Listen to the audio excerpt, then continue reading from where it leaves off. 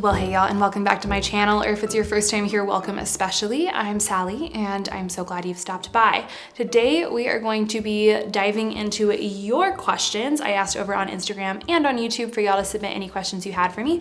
So thank you to everyone who has done this. And I'm gonna answer as many as I can, and we're just gonna hop into it, starting kind of with a lighthearted, fun question. Amber asked my favorite fiction book that I've read recently. I will tell you my favorite series that I have read recently is Throne of Glass by Sarah Maas. This actually is probably now my favorite series of all time. It is so good. The first two books are very good, but by the time you get to the third book, the world has like exploded and opened up in a way that you just could not imagine. And I am beyond amazed by Sarah's ability to keep track of everything and build this incredibly elaborate world. And like for each and every character, and there are a lot of characters that you meet throughout the book, they're just fully fleshed out. It's like it could be a real person that you're just, you're friends with. And that's never something I've thought of so much until I read this book, where she's just done it for so many different characters, and the world is so intricate and so believable. Anyways, I absolutely love that. I don't want to give it any spoilers, but it is a technically young adult fantasy series. But I mean, it's great for adults. I've read Sarah Maas's other like big series, which I'm blanking on. A Court of Thorns and Roses. I read that too, and it's good, but it's very explicit. This is not nearly as explicit, and so I honestly think it's better. But anyways, definitely go read that series, and y'all comment below your favorite fiction book that you've read recently, because I always am looking to add new things to my book list. Okay, moving on. Maya said, "Hey Sally, love your content." Thank you, Maya. Do you have any recommendations for simple strength building workouts that require minimal equipment? Okay, yes. So there are plenty of different ways that we can build strength. Anything that is resistance training is going to help you build strength. That can be body weight, or that can be with weights like we're used to. But Pilates is really great. That doesn't really need any equipment. Sometimes it'll use equipment, or you'll go to like a reformer class, but mat Pilates, you can do just about all of that body weight. And there are tons of great videos on YouTube. Bar is really great as well, which you don't actually need a bar to do. That's what I used to teach. You can use a chair or a countertop, or a lot of the movements you don't even necessarily need to hold on to something. It just depends, but those are really great. Yoga, even if that's more your thing, is good resistance training, because you're like holding positions for a longer period of time, as long as it's not just like a stretching class, but you have the other element as well. And then say you have like just a couple sets of dumbbells or something like that. I recently found this couple on YouTube that does like home weightlifting workouts they're a little bit faster paced, but I thought they were pretty good. So I will attach some of those videos below if I can find them. And then as a whole, I would just say, especially if we're approaching this more from weightlifting, or even if you're doing more like calisthenics movements. So these are also great movements to do if you're not wanting equipment. It's just like push-ups, pull-ups. A lot of people can't really do pull-ups off the bat. So if you just get a loop resistance band, you can use that to help. But like push-ups, pull-ups, and then they're like pike push-ups or handstand push-ups. Some of these take some level of skill initially, but the point I'm trying to make is when it comes to weight training, we want to make sure that we're working through all of our planes of movement. And I have a whole series that kind of breaks down how to start weightlifting, but you can apply this all to body weight as well. And I'll go through it in a second, but approaching resistance training this way helps to prevent imbalances. And so we want to make sure that we are pushing. We have a pushing movement, a horizontal push, so like in front of you, vertical push, so like above you, and the same with pulling. So horizontal pull like a row, and then you want a vertical pull, which is going to be more like a pull up or a lat pull down, something like that. A good move if you don't have equipment for a row is you could go to like if you can find a low bar somewhere, you hold on to it, and then you use your body weight and row yourself up towards the bar. And then lower body, we wanna make sure we're lunging, we're squatting. And I also think it's really important to get some rotation. That's not technically one of them, but doing something with rotation is really good. And then hinging, so something like a deadlift. And obviously there's some people who it's like lunging doesn't really work for you. You work with your body, but this is probably a longer answer to the question than you needed, I'll link the video below that breaks down all the planes of movement and how to kind of incorporate them into a workout. And I'll link those like simple dumbbell workouts down below. Okay, Taryn, still on the note of working out, asked, do I follow cycle syncing for my workouts? So strictly no, I do not, but I do honor my body and listen to where it's at.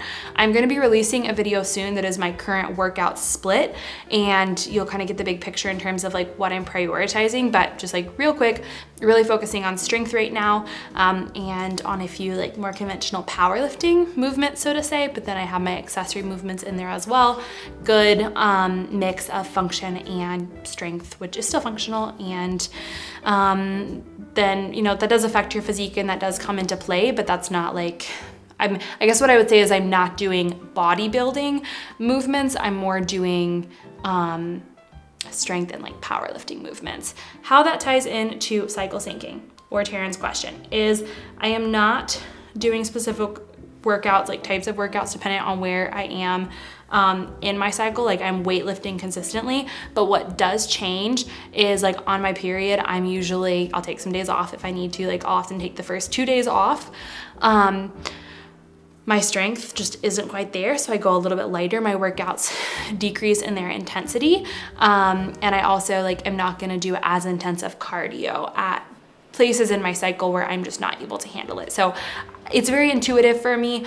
I'm not specifically following cycle syncing. I think that it's totally fine to like weightlift all the way throughout your cycle, but we do need to make sure that we are, you know, listening to where our body's at, and that will ultimately help our progress and help our hormones. Okay, next question is from Deborah. Deborah asked if I've learned anything in my school about Lyme disease and that she would love to know what I have to share. So we have not dived into Lyme disease specifically in my course, but we have talked a lot about how to support disease from a foundational approach. So much of what I talk about on here, really everything that I talk about on here applies. Of course, each person's different, and there are going to be specifics that vary given what you're dealing with. But I did reach out to my friend who has Lyme and is in the pro-metabolic space and has been able to make great strides when it comes to her management of Lyme disease. And she said that blood sugar regulation is a massive one. Think about Lyme disease as any like bacterial or fungal infection. You don't want to be feeding that bacteria or that fungus with a lot of like refined carbohydrates. So avoiding, again, those refined processed carbohydrates, and always making sure we're getting enough protein and fat with our carbohydrates. And some people might be more sensitive to carbohydrates than others, but doing the work that needs to be done to get our blood sugar in check. And then we wanna make sure, she said, we wanna make sure we're keeping our detoxification pathways open, and that's really, really essential. So digestion is a huge one. You wanna make sure that you are having at least one bowel movement a day to 3 bowel movements a day. If that's not working for you, we need to obviously get on that, because that's how stuff exits the body. And then supporting your liver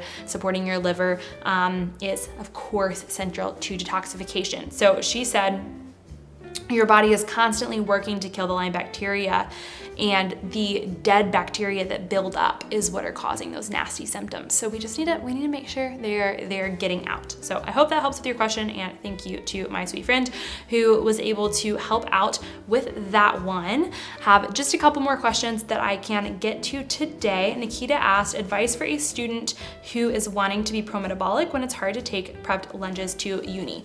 So this is nitpicky, but I'm gonna say something about verbiage as a whole. Pro-metabolic is a lifestyle. It's not a specific diet. And we have to have, with that being said, there needs to be some amount of like fluidity with how we approach it. I would just encourage you to not strive for perfection.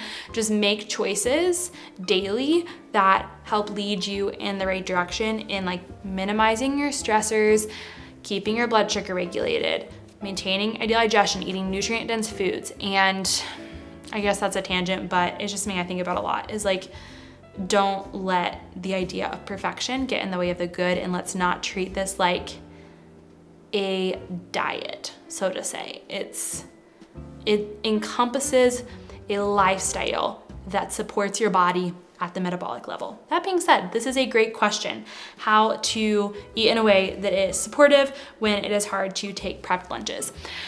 I think it's very hard to go wrong with meat and fruit. Just look for whether you're in the dining hall or you're going out to a restaurant, if you have the option to get meat that is honestly as simply prepared as possible and some sort of fruit, that is great and generally going to provide you with the macronutrients you need while being micronutrient rich. Obviously, we want to avoid fried foods. I always avoid dressings or anything like that from other places, or I'll specifically ask for like olive oil and vinegar because I want to avoid those polyunsaturated fats. Just keeping things as simple as possible really is key. Yeah, I think those are my biggest pieces of advice, is just look for meat and fruit or meat and veggies that are, easy to digest. Keep it simple, avoid fried food, avoid things that are gonna be likely cooked excessively in those polyunsaturated fats, so in those seed oils. Avoid dressings, and focus on places where you can get whole foods. I hope that is helpful, but also things like prosciutto. I love prosciutto, are great to have on hand. Tinned fish, you can check out my video on meals for when you don't have much time. A lot of that can be prepped ahead of time if you are looking for more ideas for meal prep. Okay, last question. I do not know how to pronounce this name, but it's J.M. Andrighetti. We're gonna go with that. Asked what prompted me to go pro-metabolic. And this ties back into what I was saying about it not being a specific diet, more just being a lifestyle, is it made sense. It was the most freeing thing. It made sense in terms of the food that I love to eat, but also sourcing and focusing more on abundance than deprivation. And I know I was just talking in that previous one about avoiding certain things. Sometimes that's just how it is, especially with seed oils. But the pro-metabolic lifestyle, or how I approach it, certainly is focused on abundance, getting what you need through your diet to fuel optimal function, to feel good. It celebrates food. It celebrates the culture around food. And it just made sense. So I made a whole video a year ago, I think, on my pro-metabolic journey, so to say, which I will link below. But I was vegetarian for a while. I've always been really into nutrition. I've always really been into people who talk about nutrition on YouTube, and I ultimately just started to find some people in this space and listen to some podcasts, see people on YouTube, listen to some podcasts, and it just made sense. And I was like, wow, I think that this is the truth. This is how the body works. Obviously there's still people who have different perspectives in this space, but it was the closest thing I'd seen to really just looking at the science, cutting through the crap, and learning to work with your body instead of against it. So, yeah. That's what I'd say. But those are all the questions I'm able to answer today. I really appreciate, again, anyone who asked and everyone who is here. I hope that you enjoyed the video, and I hope that you will give this video a thumbs up. If you liked it, that's a huge help. Let me know questions, comments, concerns down below, and until next time, bye y'all.